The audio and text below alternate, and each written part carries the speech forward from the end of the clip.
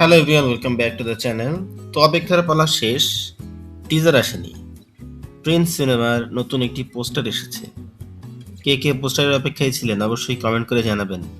আমি কিন্তু ছিলাম না, আমি আশা করেছিলাম টিজার আসবে, কিন্তু সেটা আসেনি। এখন পোস্টার নিয়েই কথা বলতে হবে। তো এই পোস্টারে আমরা দেখতে পেয়েছি প্রিন্স সিনেমার ভিলেন দিবেন্দু ভট্টাচার্য, কলকাতার একজন নামকরা অভিনেতা, খুবই ভালো অভিনেতা। তার অনেকগুলো কাজ আমি দেখেছি। অভিনয়ে তার ক্যালিবার খুবই ভালো, একজন জাত অভিনেতা বলা যায়, ওয়েল ট্রেন্ড, এবং অভিনয়ের খুব ভালো আন্ডারস্ট্যান্ডিং ডেলিভারি তার আছে। তিনি এখানে প্রিন্স সিনেমাতে আফগানি পাঠান চরিত্রে অভিনয় করবেন। বলাই বাহুল্য, এই চরিত্রটি হচ্ছে প্রিন্স মুভির ভিলেনের চরিত্র। এবং পোস্টারে আমরা তাকে যেরকমটা দেখতে পেলাম, রক্তাক্ত একজন ভিলেন যার হাতে একটি চাপাতি ধরা, এবং চাপাতিতেও কিন্তু রক্ত দেখতে পাচ্ছি আমরা। আর যে ক্রূর দৃষ্টি নিয়ে তিনি তাকিয়ে আছেন সামনের দিকে, সেদিক থেকে বোঝা যাচ্ছে যে কতটা হিংস্র ভিলেন হিসেবে তিনি আসতে যাচ্ছেন। পোস্টারের পেছনে আমরা দেখতে পাচ্ছি অনেকগুলো লাশ পড়ে আছে বিভিন্ন জায়গায় ছড়িয়ে ছিটিয়ে, এবং রক্তের যে লালচে একটা আভা, সেটা কিন্তু খুব ভালোভাবেই পোস্টারটিতে বোঝা যাচ্ছে। 13 দিন বাকি প্রিন্স সিনেমা রিলিজের। 13 দিন আগে এসে আমরা পেলাম আরও একটি নতুন পোস্টার।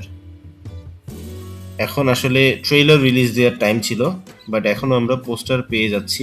টিজার এখনও আমরা পাইনি। ট্রেইলার সম্ভবত আর এই সিনেমার ট্রেইলার রিলিজ দেওয়া হবে না, ভাব ভঙ্গিতে তাই বোঝা যাচ্ছে। মেকারদের তরফ থেকে প্রমোশনাল কন্টেন্ট হিসেবে শুরু থেকে আমরা দেখতে পেয়েছিলাম বিভিন্ন কন্ট্রাক্ট এর ছবি। যখনই নতুন কোনো চরিত্র অভিনেতাকে কাস্ট করা হচ্ছিল, তখনই তারা ছবি শেয়ার করছিলেন, সাথে কন্ট্রাক্ট পেপার থাকতো, দলিল, স্ট্যাম্প পেপার।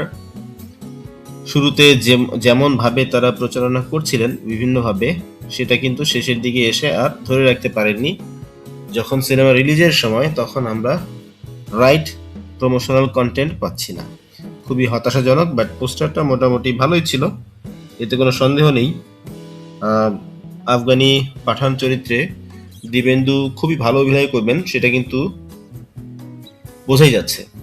তবে অনেকে বলছে যে দিবেন্দু এখানে খুব বেশি অভিনয় করেননি, অল্প কিছু সময় 3 থেকে 4 দিন বা 5 দিন অভিনয় করেছিলেন। সো তার চরিত্রের যে ব্যাপ্তি, সেটা হয়তোবা খুব বেশি হবে না। পুরো সিনেমাটাই শাকিব খান নির্ভর হবে সেখানে। হয়তোবা আমরা বরবাদ সিনেমাতে যে ভিলেন ছিলেন, সেই ভিলেনের মতোই এই সিনেমাতেও আমরা অল্প পরিসরে ভিলেন দেখতে পাবো।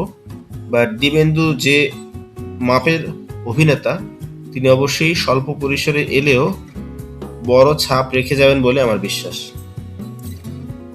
তো আপনাদের পোস্টারটি কেমন লেগেছে অবশ্যই আমাদের কমেন্ট করে জানাবেন। আমাদের ভিডিও ভালো লাগলে লাইক করবেন, শেয়ার করবেন আপনার বন্ধুদের সাথে। আমাদের চ্যানেলে যদি নতুন হয়ে থাকেন অবশ্যই সাবস্ক্রাইব করবেন, যাতে করে আমরা আরও বেশি কন্টেন্ট আপনাদের কাছে পৌঁছে দিতে পারি।